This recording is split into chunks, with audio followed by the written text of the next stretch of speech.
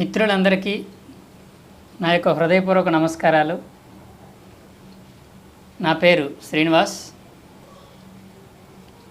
ఈరోజు ఒక ముఖ్యమైన అంశాన్ని తెలియజేయాలనుకుంటున్నాను.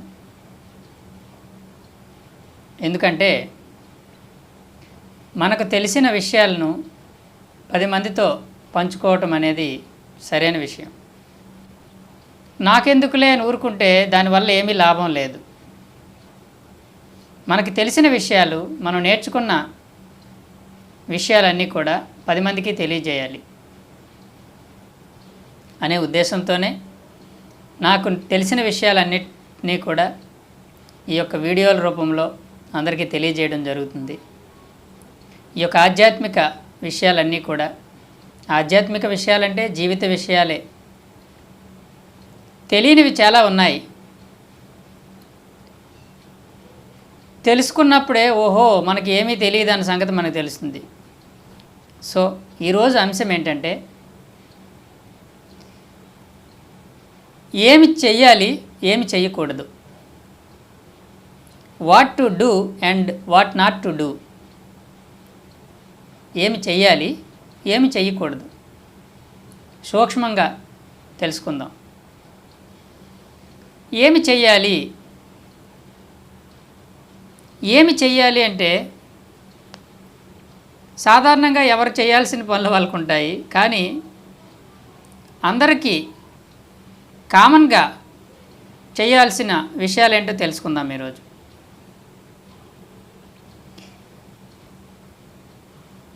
చెయ్యవలసినవి చేస్తే పొందవలసినవి పొందుతాము.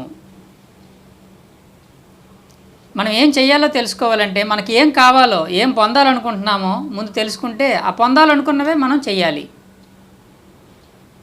కాబట్టి ఏం పొందాలి మనం? ఏ మనిషి అయినా ఏం పొందాలనుకుంటాడు? సహజంగా సామాన్యంగా ఏ మనిషి అయినా కూడా ఏం పొందాలనుకుంటాడంటే చక్కని ఆరోగ్యం కావాలి, ప్రశాంతత కావాలి, సుఖం కావాలి, ఆనందం కావాలి, ఎప్పుడు నవ్వుతూ హాయిగా జీవించాలి అనుకుంటాడు ఏ మనిషి అయినా. అంతేగాని నేను ఎప్పుడు ఏడుస్తూ ఉండాలి, విచారంగా ఉండాలి, అనారోగ్యాలతో ఉండాలి, అశాంతిగా ఉండాలని ఎవడు అనుకోడు. ఎవరైనా కానీ ఆరోగ్యంగా, ఆనందంగా, ప్రశాంతంగా, సుఖంగా జీవించాలనే కోరుకుంటారు. అయితే ఇవి పొందాలనుకున్నాం మనం. ఈ పొందాలనుకున్నవి పొందాలంటే ఏం చేయాలంటే చెయ్యవలసినవి చేస్తే పొందవలసినవి పొందుతాము. అది సూత్రం. కాబట్టి పొందవలసినవి మనకు తెలుసు. ఈ పొందవలసినవి పొందాలంటే చేయవలసినవి చేయాలి. ఏం చేయాలి? ఈ అందరికీ సామాన్యంగా పొందాలనుకున్న ఈ అంశాలన్నీ కూడా ఏ విధంగా వస్తాయి? మనిషికి సుఖ శాంతులు, ఆనంద ఆరోగ్యాలు ఏ విధంగా వస్తాయి అంటే ఏం చెయ్యాలి? దానికి చేయవలసింది ఏంటంటే దానికి చేయవలసిన సాధన ధ్యానము. ఇది మనం చేయవలసింది. ప్రతి మనిషి చేయవలసిన సాధన ఏంటంటే ధ్యానము, మెడిటేషన్. మెడిటేషన్ వల్లే మనకి ఆరోగ్యము, శాంతి, ఆనందము, సుఖము లభిస్తాయి. ధ్యానం సర్వరోగ నివారిణి, సర్వరోగహారిణి. ధ్యానం సకల భోగకారిణి. ధ్యానం సత్యజ్ఞాన ప్రసాదిని. ఇది ధ్యానం యొక్క ఫ్రూట్స్, ఫలాలు. ధ్యానం సర్వరోగ నివారిణి. ఎలాంటి రోగాలైనా, తలనొప్పి నుంచి క్యాన్సర్ వరకు ఎలాంటి అనారోగ్యాలైనా ధ్యాన శక్తితో నివారణ జరుగుతుంది. ధ్యాన శక్తి అనేది అంత గొప్ప శక్తి. ధ్యానం ద్వారా ఎటువంటి అనారోగ్యాలనైనా మనం నయం చేసుకోవచ్చు. మనం పట్టుదలతో కొన్ని రోజులు ధ్యానం చేస్తే ఆ ధ్యానం ద్వారా మనలో ఉన్న అనారోగ్యాలు అన్నీ కూడా పోతాయి. ఆ ధ్యానానికి ఉన్న శక్తి అటువంటిది. ధ్యాన శక్తి అనేది దివ్య శక్తి. డివైన్ పవర్ అది. ధ్యానం సకల రోగహారిణి. రావాల్సిన రోగాలు కూడా రాకుండా చేస్తుంది. ధ్యానం సర్వభోగకారిణి. భోగాలతో అంటే మనకు అన్నీ ప్రాప్తిస్తాయి, మన కోరికలు అన్నీ నెరవేరుతాయి. మనం ఏవైతే పొందాలనుకుంటున్నామో అవన్నీ నెరవేరుతాయి. మనకి మన కోరికలు, అవసరాలు నెరవేరినప్పుడు అది భోగమే కదా. సర్వభోగకారిణి, సత్యజ్ఞాన ప్రసాదిని. సత్యజ్ఞానాన్ని, సత్యాన్ని తెలియజేస్తుంది. నీ గురించి నీకు తెలియజేస్తుంది. నువ్వేంటో నీకు తెలియజేస్తుంది. ఏది సత్యమో, ఏది అసత్యమో, ఏది నిత్యమైనదో, ఏది అనిత్యమైనదో, ఇవన్నీ విషయాలు కూడా మనకి ఆ జ్ఞానం అంతా కూడా మనకి వస్తుంది ధ్యానం ద్వారా. కాబట్టి ధ్యానం సర్వరోగ నివారిణి, సకల భోగ కారిణి, సత్యజ్ఞాన ప్రసాదిని. ఇది ధ్యానం యొక్క గొప్ప విశేషము. కాబట్టి ఇవన్నీ మనకి కావలసినవే, పొందాల్సినవే. ఈ పొందాలంటే దానికి మార్గమైన ధ్యాన మార్గాన్ని మనం అనుసరించాలి. ధ్యానము, మెడిటేషన్. ధ్యానం ద్వారా దివ్య వరాలను పొందుతాం. మనం చూస్తూ ఉంటాం, ధ్యానం చేస్తే దేవతలు వరాలు ప్రసాదిస్తారు అంటాం. వరాలు, ఇవన్నీ వరాలే కదా. ఆరోగ్యం వరమే కదా. భోగము, మన కోరికలన్నీ నెరవేరటం అనేది భోగమే కదా. మన గురించి మనం చక్కగా అవగాహన చేసుకోవటము, అన్నిటి పట్ల సరైన అవగాహన కలిగి ఉండడము భోగమే కదా. కాబట్టి ఈ జ్ఞానము, ఇవన్నీ మనకి వరాలు, దివ్య వరాలను ప్రసాదిస్తుంది. ధ్యానం మనకు దివ్య వరాలను ప్రసాదిస్తుంది. ఎవరికి ఏమి కావాలంటే అవి ప్రసాదిస్తుంది. ఆ ధ్యానంలో ఆ యొక్క దివ్యమైన డివైన్ శక్తిని, ఆ కాస్మిక్ ఎనర్జీని మనం పొందినప్పుడు ఆ శక్తి ద్వారా ఏదైనా కూడా సాధ్యమే అవుతుంది. అయితే నీకు ఏది అవసరమో అవి పొందుతూ ఉంటావు. కాబట్టి సామాన్యంగా చక్కగా ఆరోగ్యం వస్తుంది, సుఖము, శాంతి అన్నీ వస్తాయి, ఆనందం వస్తుంది. బ్రహ్మానందం అంటారు దాన్ని. ఇవన్నీ కూడా మనం ధ్యానంలో పొందుతాము. కాబట్టి ప్రతి ఒక్కరూ కూడా తప్పనిసరిగా ప్రతిరోజు ధ్యానం చేయాలి, మెడిటేషన్. అందరికీ తెలుసు మెడిటేషన్ చేస్తే మంచిది అని, కానీ మనం ప్రతిరోజు చెయ్యం. అదేంటో తెలీదు. ఒక విషయం మంచిదని తెలిసినప్పుడు వెంటనే మనం చెయ్యాలి. ఖర్చు లేదు కదా, గురువు అవసరం లేదు. ధ్యానానికి ఎవరు గురువు అంటే మన శ్వాసే గురువు. కళ్ళు రెండు మూసుకొని సహజమైన శ్వాసతో మనం కూడి ఉండడమే, సహజమైన శ్వాస మీద ధ్యాస పెట్టడమే ధ్యానము. అలా ప్రతిరోజు 1 గంట సేపు ఉదయం లేచిన తర్వాత, అలాగే రాత్రి నిద్రపోయే ముందు ప్రతిరోజు అలా 1 గంట సేపు మనం ధ్యానంలో నిమగ్నమైతే, ధ్యానంలో ఉంటే మనకు ఏవైతే కావాలో, ఏవైతే పొందాలనుకుంటున్నావో అవన్నీ పొందుతాం మనం. అవన్నీ వస్తాయి. ఆ ధ్యానంకున్న శక్తి. అందుకే పరమశివుడు నిరంతరం ధ్యానంలో ఉంటాడు, హనుమంతుడు నిరంతరం ధ్యానంలో ఉంటాడు. ఎందుకు? ధ్యానం ద్వారానే వారు అంత గొప్ప శక్తివంతులయ్యారు. వాళ్ళకే అంత శక్తి వస్తున్నప్పుడు మనకు కూడా అవకాశం ఉంది కదా, ఆ శక్తిని పొందే అవకాశం. కాబట్టి మనం ప్రతిరోజు నిరంతరం చేయవలసింది ఏంటి అంటే, వాట్ టు డూ అంటే, we will do meditation every day. We will get more and more energy. We will get more and more happiness. We will get more and more health. We will get success in our life, in every situation. So meditation అనేది చాలా చాలా గొప్పది. అందుకే దీనిని ఏమన్నారంటే ధ్యాన యోగాన్ని రాజయోగము అన్నారు. రాజయోగం అంటే కింగ్ ఆఫ్ యోగాస్, యోగాలలో అన్నిటికంటే హైయెస్ట్ అని, గొప్పది అని, రాజు, కింగ్ అని. ఎన్నో యోగాలు ఉన్నాయి. పుత్రయోగము అంటే పిల్లలు కలగటం, పత్ని యోగం అంటే భార్య వస్తే పత్ని యోగము, పుత్రయోగము, లక్ష్మీ యోగము, ఇవన్నీ యోగాలే కదా. ఎన్నో యోగాలు అంటే ఎన్నో కలిగి ఉండడాలు. ఇవన్నిటికీ సంతోషాలు ఉన్నాయి.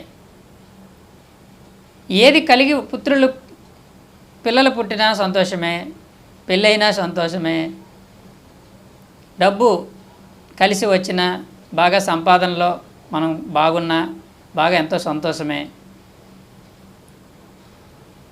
బాగా మేడలు మిద్దెలు కట్టి బాగుంటే అది సంతోషమే. ఇవన్నీ యోగాలు అంటారు. అయితే అన్నిటికంటే గొప్ప యోగం ఏదంటే ధ్యాన యోగము. కనుక మిగతా యోగాలలో పొందినప్పుడు వచ్చిన సంతోషాల కంటే, వాటిలో ఉన్న సుఖం కంటే, వాటిలో వచ్చిన ఆనందం కంటే, ధ్యానంలోంచి మనకి వచ్చిన ఆ సంతోషము, ఆ ఆనందము శాశ్వతమైన సంతోషము, శాశ్వతమైన ఆనందము పొందుతాం మనం. కనుక తాత్కాలికమైన సంతోషాలని, సుఖాలని అందించేవి ఉన్నాయి, యోగాలు ఉన్నాయి. కానీ శాశ్వతమైన సంతోషము, శాశ్వతమైన ఆరోగ్యము, వరం అంటే మధ్యలో తీసుకోవటం ఉండదు, ఇంకా అది కొనసాగుతూనే ఉంటుంది జీవితాంతం. కాబట్టి శాశ్వతమైన ఫలాలను పొందే మార్గమే, శాశ్వతమైన జీవిత సత్ఫలితాలను పొందే మార్గమే ధ్యానము. కాబట్టి మనం చేయవలసిన సాధన ఏంటి అంటే ధ్యానము, రెగ్యులర్ మెడిటేషన్. నేను ఎవ్రీడే మెడిటేషన్ చేస్తాను 12 సంవత్సరాల నుంచి. మార్నింగ్ 4 to 6 చేస్తాను నేను రెగ్యులర్గా. ఎప్పుడైనా మారితే మారచ్చు, 2 hours కంపల్సరీ 2 hours మెడిటేషన్ చేస్తాను. నా మెడిటేషన్ వల్ల నేను ఎంతో ఆరోగ్యంగా ఉన్నాను, ఎంతో శాంతము అంటే మనల్ని ఎవరు తిట్టుకున్నా, ఎవరు ఏమనుకున్నా, మన మీద విరుచుకుపడినా మనం శాంతంగా ఉండగలుగుతాం. జగడాలు ఎవరితో పెట్టుకోకుండా మన శాంతిని మనం కోల్పోకుండా ఉండగలుగుతాం. ఎటువంటి సమస్యలు ఎదురైనా ఆ సమస్యలకు కృంగిపోకుండా, అశాంతి పాలు కాకుండా కూల్గా ఉండగలుగుతాము. ఏ పనినైనా, ఏ పరిస్థితినైనా కూల్గా, శాంతంగా ఉంటూ వాటిని పరిష్కరించుకోగలుగుతాం. మనం ఎంత కూల్గా ఉంటే సమస్యలు అంత తొందరగా పరిష్కరించబడతాయి. మనం ఎంత తొందరపడితే తప్పులు జరుగుతూ ఉంటాయి. మనం ఎంత అశాంతిమయమవుతూ, క్రోధం తెచ్చుకుంటూ, ఎదుటివారి మీద ద్వేషం పెంచుకుంటూ ఉంటే అది పెద్ద జగడాలుగా మారి అశాంతిమయమవుతుంది జీవితం. శత్రువులు తయారవుతారు మనకి. కనుక ధ్యానం అనేది మనకు శాశ్వతమైన ఆరోగ్యాన్ని, శాంతిని, ఆనందాన్ని చేకూరుస్తుంది. దివ్య వరము అది అందరికీ కావాలి. ఇంతగా ఎందుకు చెప్తున్నామంటే అంత గొప్ప సత్ఫలితాలు ఉన్నాయి, సులభమైనది, ప్రతి ఒక్కరూ చేయగలిగింది. కానీ చేయకుండా ఉన్నారు. అదేంటో విచిత్రంగా ఉంది.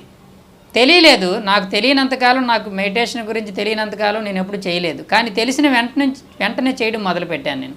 ఎందుకంటే మెడిటేషన్ అనగానే అర్థమయ్యేది ఇది బాగుంటుంది చేస్తే అని. బద్ధకం మనకి చేయడానికి, ఏం చేస్తాంలే అనుకుంటాం. కాబట్టి ధ్యానం చేస్తూ ధ్యానంలో ఉన్న గొప్ప సత్ఫలితాలను మనం పొందాలి. అతి, మనలో ఉన్న అతి అంతా పోగొట్టుకుంటాం ధ్యానం వల్ల. అతి సర్వత్రా వర్జయేత్ అన్నారు. అతి అనేది అంటే ఎక్కువ చేయడం అనేది సర్వత్రా అన్ని విషయాల్లోని వర్జయేత్ విసర్జించవలసిందే, వదిలిపెట్టాలి. ఏ విషయంలోనైనా అతి ఉండకూడదు. అతి చేస్తూ ఉంటాం మనం అన్నిటిలోని. ఎక్కువ తినడం, ఎక్కువ నిద్రపోవడం, ఎక్కువ మాట్లాడడం, ఎక్కువ ఆలోచించటం, ఇదంతా అతి. ఈ అతి వల్లే అన్ని అనర్థాలు. ధ్యానం చేస్తే మనలో ఉన్న అతి పోయి మితంలోకి వస్తాం. పరిమితం అంటాం దాన్ని. పరిమితంలోకి వచ్చేస్తాం మనం. మితంగా తింటాం, ఆకలి ఉన్నంత. ఉంది కదా అని చెప్పి ఇష్టం వచ్చినట్టు తినడం కాదు, పీకల దాకా. ఆకలి అయినంత తినాలి. తినేటప్పుడు ప్లేట్ వైపు చూడకూడదు, మన కడుపు వైపు చూసుకోవాలి. ఇందులో ఎంత సరిపోతుందో అంత వేయాలి. ఎక్కువ నిద్రపోతే అది సోమరితనం వస్తుంది మనకి. కావలసినంత నిద్రపోయి తర్వాత మన పనులు మనం చేసుకుంటూ ఉండాలి. ఎక్కువ మాట్లాడడం, అనవసరమైన వాగుడు అనేది, చెత్త వాగుడు అనేది మన విలువను దిగజారుస్తుంది. విలువైన మాటలు కోల్పోతాం మనం. పనికిరాని మాటలు పనికొచ్చే మాటలను ఆచితూచి అనవసరమైన మాట్లాడకుండా జాగ్రత్తగా మాట్లాడితే ప్రతి మాట విలువైనదిగా ఉంటుంది. అప్పుడు అందరిలోని మన విలువ పెరుగుతుంది. కాబట్టి పనికిరాని మాటలు పోయి పరిమితంగా మాట్లాడుతూ మౌనంగా ఉండడం అలవాటు వస్తుంది. అన్నిట్లోని లిమిట్నెస్ వస్తుంది. ఎందులోని అతి పనికిరాదు. తిండిలోని, నిద్రలోని, చివరికి సంపాదనలో కూడా అతి సంపాదన కూడా పనికిరాదు. అవసరమైనంతే సంపాదించాలి. తెలుగులో ఒక సామెత ఉంది, డబ్బు అవసరానికి ఉంటే అది నిన్ను రక్షిస్తుంది, అవసరానికి మించి ఉంటే నువ్వు దాన్ని రక్షించాలి. డబ్బు అవసరానికి ఉంటే అది నిన్ను రక్షిస్తుంది, అవసరానికి మించి ఉంటే నువ్వు దాన్ని రక్షించాలి. డబ్బుని మనల్ని రక్షించుకునే విధంగానే ఉండాలి తప్ప ఆ డబ్బుని రక్షించుకోవాల్సిన పరిస్థితి మనం తెచ్చుకోకూడదు. అది అతి. అతి అతి అనేది ఉండకూడదు. దీన్నే గౌతమ బుద్ధుడు చక్కగా జీవన విధానం ఒకటి చెప్పాడు. సూత్రాలు, ఇవన్నీ సూత్రాలు, జీవిత సూత్రాలు. మధ్య మార్గము అన్నాడు ఆయన. మధ్యస్థంగా ఉండాలి. అటు ఉండకూడదు, ఇటు ఉండకూడదు. తక్కువ లేకుండా ఎక్కువ లేకుండా మధ్యస్థంగా తింటూ, మధ్యస్థంగా నిద్రపోతూ, మధ్యస్థంగా మాట్లాడుతూ, మధ్యస్థంగా సంపాదించుకుంటూ మధ్య మార్గంలో జీవించాలి. ఎక్కువ తక్కువ లేకుండా ప్రాపంచికత జీవితంలో ఉంటూ ఆధ్యాత్మిక విషయాలు కూడా నేర్చుకుంటూ రెండిట్లోనే ఉండాలి మనం. ఒక్క ప్రాపంచికతలోనే కొట్టుకుపోకుండా ఆధ్యాత్మిక విషయాలు కూడా, ఆ ఆధ్యాత్మిక జ్ఞానాన్ని కూడా మనం నేర్చుకుండాలి. అలాగే ఉత్త ఆధ్యాత్మికతలోకే వెళ్ళిపోతూ అందులోకే కొట్టుకుపోకుండా ప్రాపంచిక విషయాల్లో కూడా, అంటే మన సంసారము, ఉద్యోగం విషయాల్లో కూడా మనం సగం అటు ఉండాలి, సగం ఇటు ఉండాలి. 50-50లో మనం ఉండాలి. ఇది మధ్య మార్గము, అద్భుతమైన మధ్య మార్గం. కాబట్టి ధ్యానం చేస్తే మనకి ఈ మధ్య మార్గం వస్తుంది. గౌతమ బుద్ధుడు చెప్పిన మధ్య మార్గం. అతి పోతుంది. మనకి ఎన్నో విషయాలు అతి ఉంటుంది. కొంతమందికి వాగుడు ఎక్కువ ఉంటుంది, కొంతమందికి తిండి ఎక్కువ ఉంటుంది, కొంతమందికి నిద్ర ఎక్కువ ఉంటుంది, కొంతమందికి ఇవేవి ఉండవు కానీ సంపాదన పిచ్చి, ఇంకా ఇంకా ఇంకా ఇంకా సంపాదించాలనే చెప్పి ఇంకా దృష్టి అంతా డబ్బు సంపాదన కోసమే తప్ప ఇంక దేని మీద ఉండదు. కాబట్టి అతి అనేది ఎప్పుడూ పనికిరాదు. ఇది గొప్ప సత్యము. పరిమితంలో ఉండాలి. అవసరాలకి అవసరమైనంత మాట్లాడాలి, అవసరమైనంత తినాలి, అవసరమైనంత నిద్రపోవాలి, అవసరమైనంత సంపాదించుకోవాలి.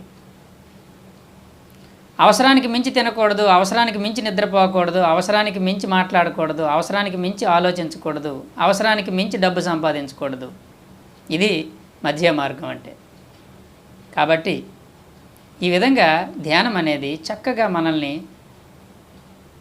సరైన విధంగా మనల్ని మనం ఉండేలాగా మలుస్తుంది మనల్ని. కాబట్టి ప్రతి మనిషి చేయవలసిన సాధన ఏంటంటే ధ్యానము, మెడిటేషన్. ఇకపోతే చెయ్యకూడనిది ఏంటి? వాట్ టు డూ అంటే we will do meditation. What not to do, ఏం చేయకూడదు.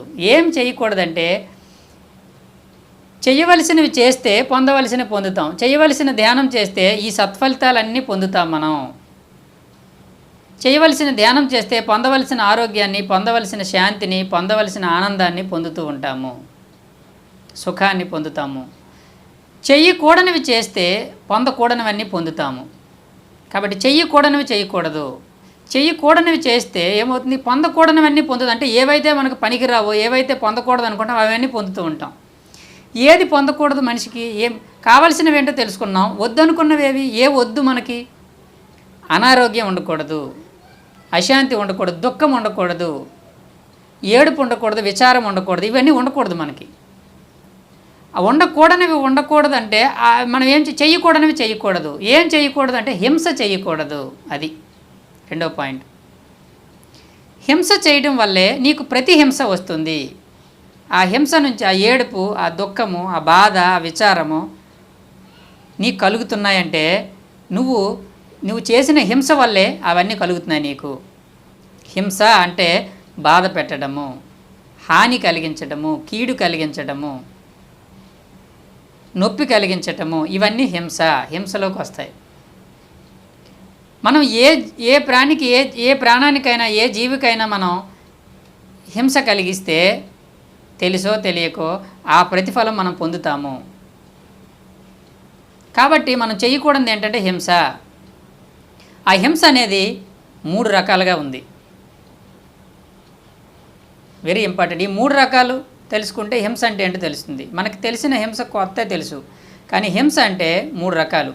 ఫస్ట్ ఏంటంటే కిల్లింగ్, చంపడము. రెండవది వైలెన్స్, బాధ కలిగించటం, దాడి చేయటం, కొట్టడం. ఇదంతా కూడా హింస రెండవది. మూడవది ఇంటర్ఫెరెన్స్, జోక్యం చేసుకోవటం, తలదూర్చటం. ఈ 3 హింస. ఈ 3 రకాలుగా ఉంటుంది హింస, మనం చేసే హింస. కిల్లింగ్, చంపడము; వైలెన్స్, బాధ పెట్టడము, బాధించటము, చెయ్యి చేసుకోవటం; థర్డ్ వన్ ఇంటర్ఫెరెన్స్, జోక్యం చేసుకోవటం. ఈ 3 రకాలుగా మనం హింస చేస్తూ ఉంటాం. ఈ 3 రకాల హింసలకి వాటి ప్రతిఫలాలు మనం పొందుతూ ఉంటాము. అవి చేదుగా ఉంటాయి. ఆ ఫలాలు బాధ కలిగిస్తాయి, దుఃఖాన్ని కలిగిస్తాయి. కాబట్టి ఫస్ట్ కిల్లింగ్ అంటే చంపడము. కాబట్టి మనం ఏం చేయాలంటే నాన్ కిల్లింగ్, చంపకూడదు, హింసించకూడదు, తలదూర్చకూడదు, ఇతరుల విషయాల్లో తలదూర్చకూడదు. Non killing, చంపకూడదు. మనం చంపుతూ ఉంటాం. తిండి కోసము మేకల్ని, గొర్రెల్ని, చేపల్ని, కోళ్ళని, పీతల్ని, ఇంకేంటి ఉడువుల్ని, ఏమన్నా ఇంకా ఇవన్నిటిని చంపి తింటాం. తిండి కోసము ఆ జీవులన్నిటిని చంపుతాం. ఆ చంపడం అనేది మహా పాపము. మహాహింస ఉంది అందులో. డైరెక్ట్గా ఎంత హింస ఉంది చూస్తేనే తెలిసిపోతుంది. అది ఆ పనులు మనం చేస్తూ ఉంటే, లేకపోయినా ఎవడైనా చేసినా వాటిని తింటూ ఉండడం కూడా అది మహాపాపము. ఆ పాపం యొక్క ఫలితమే మనం ఆ దుఃఖాలను అనుభవిస్తూ ఉంటాం. ఎన్ని జీవులను మనం చంపుతూ ఉన్నామో చిన్నప్పటి నుంచి. చంపడము తినడము, చంపడము తినడము, చంపడము తినడమే పని మనకి. కాబట్టి చంపకూడదు, చంపి తినకూడదు. అది పెద్ద హింస. దాని యొక్క ప్రతిఫలాలు మనం అనుభవించాల్సి వస్తుంది. ఇది నాకు తెలిసినప్పుడు, అంతకుముందు నేను తినేవాడిని. ఎప్పుడైతే తెలిసిందో కరెక్ట్, ఇది నేను తింటే తినొచ్చుగాక, కానీ ఇది కరెక్టు, నిజమే. నాకు ఎంత బాధ ఉందో, చిన్న చెయ్యి తగితేనే బాధపడిపోతాం. మరి వాటికి లేదా బాధ, పీకకి కోసేస్తున్నాం మనం. కాబట్టి తప్పు అని అర్థం చేసుకున్నాను, మానేశాను. నాకు ఇష్టం బాగా, మాంసం అంటే చాలా బాగా ఇష్టంగా తినేవాడిని నేను. అలాంటిది అది ఎప్పుడైతే అది తప్పు, పాపము, మహాపాపం అని అర్థం చేసుకున్నానో, నాకు ఎవరు చెప్పలేదు, ఒక చోట చదివాను నేను. చదివిన తర్వాత అర్థమైపోయింది. నాకు అర్థమైపోయిన వెంటనే మానేశాను. మానేసిన తర్వాత నేను పిరమిడ్ స్పిరిచువల్ సొసైటీలోకి వచ్చిన తర్వాత లక్షల మంది నాన్ వెజ్ మానేసి వెజిటేరియన్స్గా మారిన వాళ్ళని చూశాను నేను. ఓహో, నేనే అనుకున్నాను నాకంటే చాలామంది ఉన్నారని అప్పుడు తెలిసింది నాకు. కాబట్టి కిల్లింగ్, చంపి తినడం, మాంసం తినడం అనేది మహా పాపము. మన తిండిలో రక్తం ఉండకూడదు. రక్తపు కూడు, మాంసం అంటే అందులో ఉండేది రక్తమే కదా, మనం తినేదంతా రక్తపు కూడు. రక్తపు కూడు తినకూడదు. శ్రేష్టమైన స్వచ్ఛమైన ఆ శాకాహారం, ఆ పత్రహరితంతో తయారైన ఆహారం తినాలి మనం. వృక్ష సంబంధిత ఆహారాలే చక్కని శరీరానికి, మన శరీరానికి ఆరోగ్యకరమైన ఆహారము. అందులో చక్కని ఆ సోలార్ ఎనర్జీ ఉంటుంది, ఆ భూమి యొక్క సంపద శక్తి అంతా ఉంటుంది. చెట్లు నుంచి వచ్చిన ఆ భోజనం, ఆ కూరగాయలు, ఆకుకూరలు, ఆ పండ్లు, అవన్నీ కూడా శ్రేష్టమైన ఆరోగ్యకరమైన ఆహారాలు. అవి ఎంత తిన్నా ఏమీ నష్టం లేదు. అవన్నీ లాభం చేకూర్చేవే కూరగాయలు అన్నీ కూడా పచ్చగా ఉంటాయి. ఆరోగ్యకరమైన ఆహారము శాకాహారము. మాంసం అనేది అనారోగ్యాలని, దుఃఖాన్ని కలిగిస్తుంది. ఎందుకంటే నువ్వు నీ ద్వారా జంతువులన్నిటికీ దుఃఖం కలిగించావు. నువ్వు నోటి రుచి చూసుకుంటున్నాం కానీ అది ఏ విధంగా వచ్చిందో చూసుకోవట్లేదు మనం. సో నాన్ కిల్లింగ్, చంపకూడదు. మాంసం తినడమే కాదు, మనం ఎన్నో చీమలను చంపుతూ ఉంటాం, చీమల మందు పెట్టి. ఎలుకలను చంపుతాం, ఎలుకల మందు పెట్టి. పురుగుల మందు పెట్టి పురుగుల్ని. అన్నిటినీ చంపడమే మన పని. చంపకుండా కూడా హాయిగా జీవించవచ్చు మనం. చంపాల్సిన అవసరం లేదు. చంపితేనే మనం హాయిగా ఉంటాం, మేము చంపకుండా కూడా హాయిగా జీవించవచ్చు మనం. ఎప్పుడు చంపవచ్చు అంటే మన ప్రాణహాని ఉన్నప్పుడే. ఒక పాము మనకి దగ్గర తారసపడింది, అది చంపుతుంది మనని, కాబట్టి దాన్ని చంపవచ్చు. అప్పుడు మనకి ప్రాణహాని ఉన్నప్పుడు మన ప్రాణాలను రక్షించుకోవడానికి కోసం చంపవచ్చు. మన ప్రాణం కూడా విలువైంది కాబట్టి. అంతేగాని పాము అలా వెళ్ళిపోతుంటే చంపాల్సిన పని ఏమీ లేదు. చీమలు తిరుగుతుంటాయి, మనం తిరుగుతున్నట్టే. అవి మనకి ఏమైనా చంపేస్తాయా మనల్ని? వాటి ఆహారం కోసం అవి తిరుగుతుంటాయి. వాటి చీమలు మందు వేసి చంపడం తప్పు. కనుక ఏ జీవినైనా చంపడం తప్పే, చంపరాదు. అది మహాహింస. రెండవది వైలెన్స్. వైలెన్స్ అంటే హింస, బాధ పెట్టడం, కొట్టడం. ఇక్కడ చంపడం ఉండదు, కొట్టడం. కొడుతూ ఉంటారు. భర్త ఏమో భార్యని చితక్ కొడుతూ ఉంటాడు. ఎందుకంటే బలవంతుడు కదా, తిరిగి కొట్టలేదు కదా భార్య, కాబట్టి చితక్ కొట్టి బాధ పెట్టి హింసిస్తూ ఉంటాడు. వైలెన్స్. అది పెద్ద గొప్ప అనుకుంటాడు. నా చెప్పు చేతల్లో ఉంది నా భార్య అనుకుంటాడు. అది పరమ మూర్ఖత అని కూడా వాడికి అర్థం కాదు. నీకు హక్కు లేదు, భార్య ఒంటి మీద చెయ్యి వేసే హక్కు లేదు. తిట్టు, ఆవిడ సహిస్తుంది. కొట్టే హక్కు లేదు. పిల్లల్ని హింస చేస్తూ ఉంటాం. రక్తాలు వచ్చినట్టు బాగుతూ ఉంటారు, కొడుతూనే ఉంటారు. ఏదైనా చిన్న దెబ్బ తగలనట్టు కొట్టడంలో అర్థం ఉంది. కానీ రక్తాలు వచ్చినట్టు ఎముకలు ఇరిగేలాగా కొట్టడం అనేది మహాపాపము. అది చెయ్యకూడంది. అలాగే స్కూల్లో టీచర్సు అవసరమైనప్పుడు పిల్లలకి చిన్న దెబ్బ వేయటంలో అర్థం ఉంది, బుద్ధి చెప్పడంలో అర్థం ఉంది. అది తప్పనిసరి. అంతేగాని రక్తాలు కారేలాగా, ఎముకలు ఇరిగేలా, చచ్చేలాగా కొట్టడం అనేది మహా పాపము, చెయ్యకూడదు అది. కాబట్టి హింసించడం అంటే కొట్టడము, చెయ్యి చేసుకోవడం అనేది హింస. చంపడం ఉండదు, చెయ్యి చేసుకోవడం, కొట్టడం ఉంటుంది. వెంటనే చేయలేస్తూ ఉంటుంది వీడికి. కాబట్టి ఇది హింస. ఇలా నువ్వు హింసిస్తే, నీకంటే అల్పులను నువ్వు హింసిస్తే, అల్పులను కాదు బలహీనులను నువ్వు హింసిస్తే, నీకంటే బలవంతుడు ఇంకొకడు ఉంటాడు కదా, లేడా? వాడి ద్వారా నువ్వు హింసను పొందాల్సి వస్తుంది.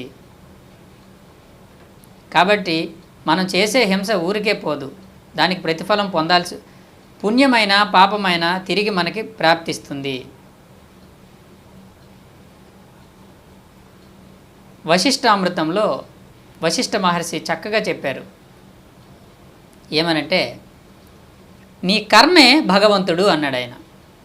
ఎంత సింపుల్గా చెప్పారు. నీ కర్మే భగవంతుడు. భగవంతుడు అంటే ఎవరు అనుకుంటున్నావు? నీ కర్మే. నువ్వు చేసిన కర్మే నీకు భగవంతుడిగా ఉంది. అంటే నీ ఫలాలు అనేవి నీ కర్మలను బట్టే వస్తాయి. నువ్వు హాని చేస్తూ హింస చేస్తూ బాధ పెడుతూ ఉంటే, నీ వల్ల నువ్వు చెడు కర్మలు చేస్తూ ఉంటే, నీ వల్ల హింస జరిగితే నీకు ఆ హింసాత్మకంగానే ఉంటాయి. నీ జీవితంలో అన్నీ అలాంటి ఫలితాలే వస్తూ ఉంటాయి. ఆ ఏడుపే ఉంటుంది, ఆ విచారమే ఉంటుంది, ఆ దుఃఖమే ఉంటుంది నీ జీవితంలో. అప్పుడు నువ్వేమనుకుంటావంటే, నా దేవుడు నాకు ఇన్ని కష్టాలు పెట్టాడు, ఇన్ని బాధలు పెట్టాడు అంటావు. నువ్వు నిందించేది దేవుడిని నిందిస్తాం, కానీ దేవుడు ఎవరికి ఏ కష్టాలు పెట్టడు, భగవంతుడు. ఆ కష్టాలు ఎక్కడి నుంచి వచ్చాయి? నువ్వు చేసుకున్న కర్మను బట్టే వచ్చింది. కాబట్టి ఆ కర్మే నీకు భగవంతుడు అయ్యింది. అలాగే నువ్వు మంచి చేస్తే, ఇతరులకి హెల్ప్ చేస్తే, సహాయం చేస్తే, నీ దగ్గర ఉన్నది అందరికీ కాస్త అయినా పంచుతూ ఉంటే ఆ ఫలాలు మంచి ఫలాలు వస్తూ ఉంటాయి. నీకు కూడా మంచి జరుగుతూ ఉంటుంది, సంతోషం కలుగుతూ ఉంటుంది, సుఖం కలుగుతూ ఉంటుంది. ఇవన్నీ నీకు ఫలాలు, మంచి ఫలాలు వచ్చినప్పుడు అనుకుంటావు, నువ్వు నాకు దేవుడు ఎంతో మంచి చేశాడు అనుకుంటావు. నిజానికి ఇచ్చింది దేవుడే, కానీ అందులో దేవుడి యొక్క ప్రమేయం ఏమీ లేదు. ఆ భగవంతుడు ఇచ్చింది భగవంతుడే, కానీ ప్రమేయం ఏమీ లేదు భగవంతుడు. నువ్వు చేసుకున్న కర్మను బట్టే నీకు ప్రతిఫలం వస్తుంది. ఎలాగైతే ఒక స్టూడెంట్ పరీక్ష రాస్తాడు, ఆ టీచర్ మార్కులు వేస్తాడు. టీచర్ వేసిన మార్కులు టీచర్ యొక్క ప్రభావమా, టీచర్ యొక్క మహిమ, పిల్లవాడి యొక్క మహిమ? అది టీచర్ మహిమ అందులో ఏమీ లేదు. నువ్వు రాత వెంటగాని వరమీడు దైవంబు అన్నాడు వీరబ్రహ్మేంద్ర స్వామి. నువ్వు చేసిన కర్మలను బట్టే నీకు ప్రతిఫలాలు అందిస్తూ ఉంటాడు. వేసేది మార్కులు టీచరే. నీవు రాసిన పరీక్షకి నువ్వు మార్కులు వేసుకోలేవు, టీచరే వేస్తాడు. కానీ ఆ వేసే మార్కులు దేని బట్టి ఉంటుందంటే, నువ్వు రాసే రాత బట్టి ఉంటుంది. నువ్వేమీ రాయకపోతే టీచర్ 0 వేస్తాడు, నువ్వు బాగా రాస్తే 90 వేస్తాడు, ఇంకా బాగా రాస్తే 100కి 100 వేస్తాడు. అది టీచర్ యొక్క గొప్పతనం కాదు. ఎవరు గొప్పతనం? నీ యొక్క గొప్పతనం. నువ్వు రాసిన రాతలో ఉంది అంతాను. టీచర్కి ఏ ప్రమేయము లేదు. నువ్వేం రాస్తే దాన్ని బట్టే మార్కులు వేసినట్టే. నువ్వు చేసిన కర్మలను బట్టే ఆ ప్రతిఫలాల్ని ఆ భగవంతుడు అందిస్తూ ఉంటాడు. అందించేది భగవంతుడే, ఆ మార్కులు వేసేది టీచరే. కానీ నీ ఫలాలు నువ్వే ఇచ్చుకోలేవు, ఇచ్చేవాడు వేరే ఒకడు ఉంటాడు. కానీ దేని బట్టి ఉంటుంది? నువ్వు చేసే కర్మలను బట్టి. కాబట్టి వశిష్ఠామృతంలో వశిష్ఠ మహర్షి ఏమన్నారంటే, కర్మే భగవంతుడు అన్నాడు ఆయన. దానినే వీరబ్రహ్మేంద్ర స్వామి రాత వెంటగాని వరమీడు దైవంబు అన్నాడు. నీ రాత వెంటగాని వరమీడు అంటే, నువ్వు రాసుకున్న దాన్ని బట్టే, నువ్వు చేసుకున్న దాన్ని బట్టే నీకు వరాలు ఉంటాయి అన్నాడు. కాబట్టి ఇది మనం తెలుసుకోవాల్సిన అద్భుతమైన విషయం. మన చేతలను బట్టే మన ప్రతిఫలాలు ఉంటాయి. హింస చేస్తే హింస అనుభవించాల్సి ఉంటుంది. కాబట్టి చెయ్యకూడదు హింస. కిల్లింగ్, చంపకూడదు, చంపి తినకూడదు. మాంసాహారం ఎట్టి పరిస్థితుల్లోని పనికిరాదు, నో డౌట్ ఎట్ ఆల్.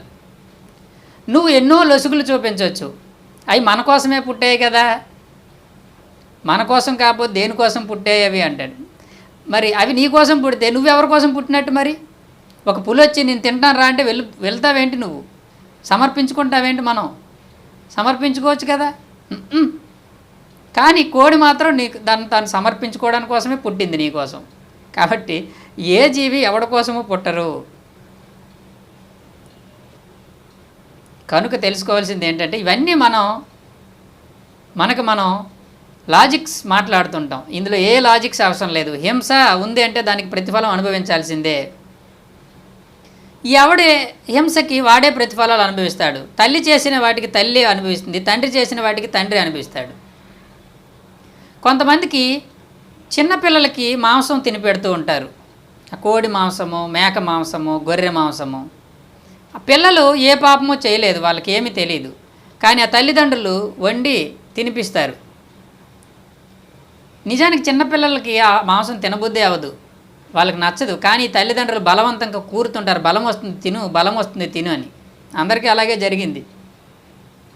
బలం వస్తుంది తిను తిను తిను అని బలవంతం పెడితే అది తినడం అలవాటు చేసుకుంటే ఇంకా అక్కడి నుంచి రుచి మరిగిన మనిషి ఇంకా వదలడు. కాబట్టి ఇంకా రోజు అదే కావాలంటాడు. ఈ తల్లిదండ్రులు మానేసిన వాడు మాత్రం మానడప్పుడు. కాబట్టి మరి తల్లిదండ్రులు పిల్లలకి పెడుతూ ఉంటే వాళ్ళకి ఏ పాపం అంటదు పిల్లలకి. ఈ తల్లిదండ్రులు ఆ పాపం వాళ్ళు ఆ పిల్లలకి పెట్టిన పాపం అంతా కూడా ఈ తల్లిదండ్రులకే చెందుతుంది. వాడికి తెలిసి వచ్చే వరకు, వాడికి తెలిసి వచ్చిన వరకు కూడా ఆ తల్లిదండ్రులదే ఆ పాపము, అనుభవించాల్సిందే. వీడు తినదానికి ఆ పిల్లలు తినదానికి అంతా వీడి అకౌంట్లోకే వస్తుంది. కానీ వాడికి తెలిసి వచ్చిన తర్వాత తల్లిదండ్రులకి ఏ పాపమో లేదు. వాడు కూడా తెలిసి వచ్చాక కూడా తింటే వాడి తప్పు. అది తెలియక ముందు చిన్నతనంలో ఆ తల్లిదండ్రులదే. కాబట్టి జీవహింస మహాపాపము. ఏ జీవి మనం హింసించబడకూడదు. చక్కని ఆహారం ఉంటుండగా తిండి కోసం ఇంకొక జంతువుని చంపి తినాలనుకోవటము అవివేకము. బలం ఉంది, అంతకంటే బలవర్ధకమైన ఆహారాలు ఎన్ని ఉన్నాయి. ప్రతి ఆహారం కూడా బలవంతమైనదే. శాకాహారులు ఎంతో హాయిగా బలంగా జీవిస్తున్నారు. మాంసాహారులకేనేంటి కండలు, బలము. శాకాహారం తింటే చక్కని ఆయుష్ పెరుగుతుంది, తేజస్సు. ఆ సూర్యరశ్మి నుంచి తయారైన ఆహారం తింటే ఆ సూర్యరశ్మి కూడా మనలో నిక్షిప్తమై ఉండి వెలుగు, ముఖంలో వెలుగు కనిపిస్తుంది. శాకాహారుల ముఖంలో వెలుగు ఉంటుంది. ఆ మాంసాహారుల ముఖం మొద్దుబారినట్టు కనబడుతూ ఉంటుంది, తేజస్సు కనబడదు. ఆ వెజిటేరియన్స్ ఫేస్ చూస్తే ముఖంలో వెలుగు కనబడుతుంది, ఎందుకంటే వాడు తినే తిండి అలాంటిది. కాబట్టి శ్రేష్టమైనది శాకాహారము. కనుక చెయ్యకూడనిది ఏంటంటే హింస. కాబట్టి రెండు తెలుసుకున్నాం. నాన్ కిల్లింగ్, నాన్ వైలెన్స్, చంపకూడదు, హింసించకూడదు, బాధ పెట్టకూడదు. మూడవది ఏంటంటే ఇంటర్ఫెరెన్స్, జోక్యం చేసుకోకూడదు, తలదూర్చకూడదు. మనం అందరి విషయాల్లోనూ తలదూరుస్తూ ఉంటాం. మన పక్కింట్లో ఎవరో గొడవ ఉంటే అందులోకి మనం తలదూరుస్తాం, వాళ్ళు అడిగినా అడగకపోయినా. లేకపోతే ఇక్కడ విషయాలు అక్కడికి, అక్కడ విషయాలు ఇక్కడికి చేరుస్తుంటాం. వాళ్ళ విషయాలు వీళ్ళ విషయాలు కల్పించుకొని వాళ్ళ గురించి వీళ్ళ గురించి మనం చెప్తూ ఉంటాం. వాళ్ళ దగ్గర వీళ్ళ దగ్గర వాళ్ళు అలాగో దెబ్బలాడుకుంటున్నారు, వాళ్ళు అలా చేస్తున్నారు, ఇలా చేస్తున్నారు అని చెప్పి వాళ్ళ సొంత విషయాల్లో జోక్యం చేసుకోవడం అది హింస. ఎవరికి నచ్చదు. మన విషయాల్లో ఇంకొకటి కల్పించుకుంటే మనకు నచ్చుతుందా? మనకు నచ్చదు కదా. అలాగే మనం కూడా ఇంకొకటి విషయాల్లో కల్పించుకోకూడదు. అది హింస, అది సూక్ష్మమైన హింస. ఫస్ట్ రెండు కనిపిస్తాయి హింసగా, కానీ ఈ మూడవది సూక్ష్మంగా ఉంటుంది, కనబడదు. కాబట్టి జోక్యం చేసుకోకూడదు. పిల్లలు ఆడుకుంటూ ఉంటే వాళ్ళని డిస్టర్బ్ చేస్తూ ఉంటాం మనం. వాళ్ళ ఆటలు ఆడిన వాళ్ళు మనం జాగ్రత్తగా కనిపెట్టుకుంటూనే వాళ్ళ ఆటలు వాళ్ళు ఆడనిస్తూ ఉండాలి. జోక్యం చేసుకోవడం అనేది సూక్ష్మమైన మహాహింస.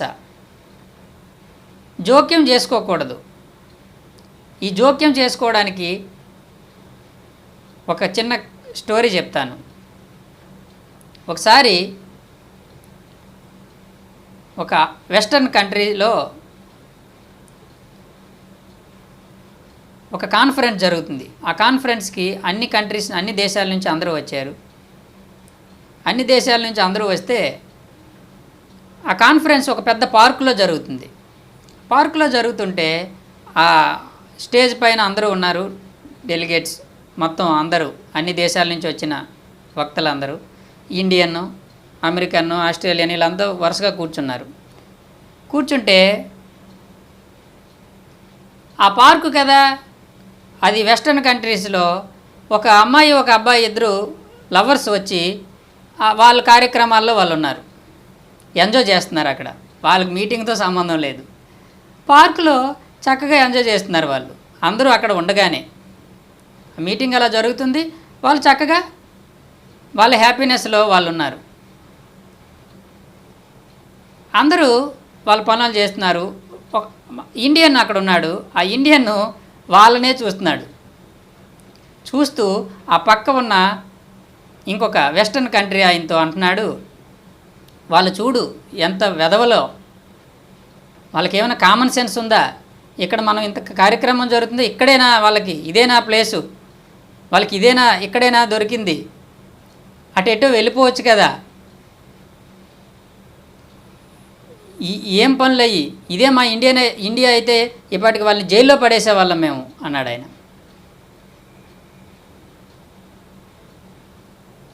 అప్పుడు ఆ పక్కన ఉన్న ఫారినర్ అన్నాడు, ఆ సంగతి తర్వాత ఇంకాసేపు నువ్వు అలాగే అటే కనుక చూసావంటే ముందు నిన్ను జైల్లో పడేస్తారు జాగ్రత్త అన్నాడు ఆయన. అవునా, ఎందుకని అన్నాడు. మీకు అక్కడ పబ్లిక్గా చేస్తే జైల్లో పడేస్తారేమో, కానీ ఇక్కడ ఇంకొకరు వ్యక్తిగత విషయాల్లోకి నువ్వు తొంగి చూస్తే అది క్రైము అన్నాడు. ఇంకొకటి పర్సనల్లోకి నువ్వెందుకు తొంగి చూస్తున్నావు? వాళ్ళ పనిలో వాళ్ళు ఉన్నారు, పోనీ నీకెందుకంట, నువ్వెందుకు తొంగి చూస్తున్నావు? ఆ తొంగి చూడడం ఇక్కడ క్రైము. కాసేపు నువ్వు అలాగే చూస్తే నేను జైల్లో పడేస్తారు జాగ్రత్త అన్నాడు. అమ్మో అని చెప్పి ఆయన జాగ్రత్త పడ్డాడు. అది ఇంటర్ఫెరెన్స్ అంటే. ఇంటర్ఫెరెన్స్ అవ్వకూడదు, జోక్యం చేసుకోకూడదు. ఎవరి వ్యక్తిగత విషయాలు వాళ్ళవి, నీ విషయాలు నువ్వు చూసుకో, ఎవరి విషయాలు వాళ్ళు చూసుకుంటారు. ఇది ఎక్కువగా ఉంటుంది ఈ జోక్యం చేసుకోవటం, అనవసరమైన జోక్యం. తల్లిదండ్రులు పిల్లలు పెద్దయి పెళ్ళిళ్ళు అయిపోయాక కూడా వాళ్ళ సొంత విషయాల్లో జోక్యం చేసుకుంటారు. ఇంటర్ఫేర్ అయిపోయి కలగా పొలగం చేస్తూ ఉంటారు వాళ్ళ లైఫ్ని. లేనిపోని